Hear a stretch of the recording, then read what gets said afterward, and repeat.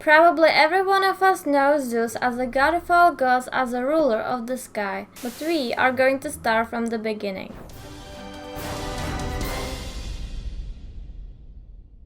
If anyone had the right to say that he had daddy issues, then that is definitely Zeus. His father had a big appetite, so big he had eaten his own children. Actually, he didn't eat them because of his appetite, but because of fear. You know, father of Zeus, Kronos, the ruler of Titans and Cosmos, was told from his mother Titaness Gaia very unpleasant news. She told him that one of his children is going to take over the throne. Kronos' wife and queen, Titaness Rhea, didn't agree with her husband's diet, and so she intended to trick him. She hid on the island of Crete in a cave where, by the way, were nymphs and demons, but they were friendly. Honestly, who would want to stand up to a Titaness? She gave birth to little Zeus in this very cave and wrapped cloth over a stone so it looked that Zeus was inside. Rhea left Zeus in the cave where nymphs and demons took care of him. Nobody knew about him, most importantly Kronos. He was already preparing his teeth for another child. At that moment he already had Hestia, Demeter, Hera, Hades and Poseidon in his stomach. Zeus was another to go inside. Rhea gave Kronos stone wrapped in cloth.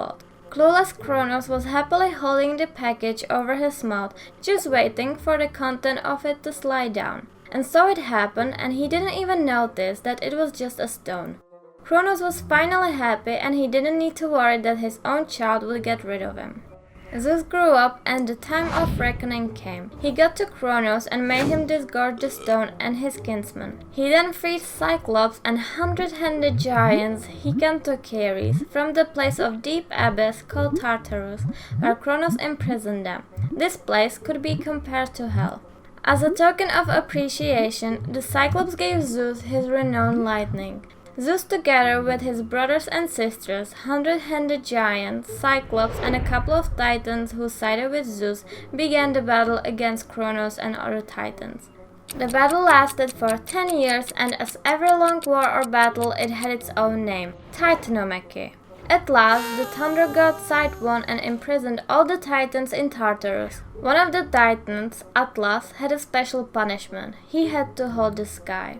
After the battle, Zeus divided the world between him and his older brothers, Poseidon and Hades. Not really divided, they drew straws to decide who would have which part of the world. Zeus got sky and air, Poseidon water, and Hades the underworld.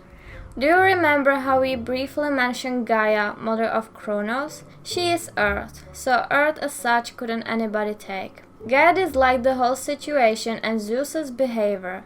As a good mother, she stood behind ideals of her children, who were all the titans in Tartarus. She sent to Zeus her other children who weren't titans. They were monstrous, literally. They went by names Typhon and Echidna. Both of them had human appearance with animal elements. Zeus defeated Typhon and put him in Tartarus. He left Echidna and her children be. Speaking of children, Zeus was quite the alpha god. He had a lot of wives. Most important is his sister Hera. They gave birth to many famous gods like Ares. Zeus is tied with many mythological stories and we will hear a lot about him. What we have learned now is the origin of the Greek pantheon and Zeus.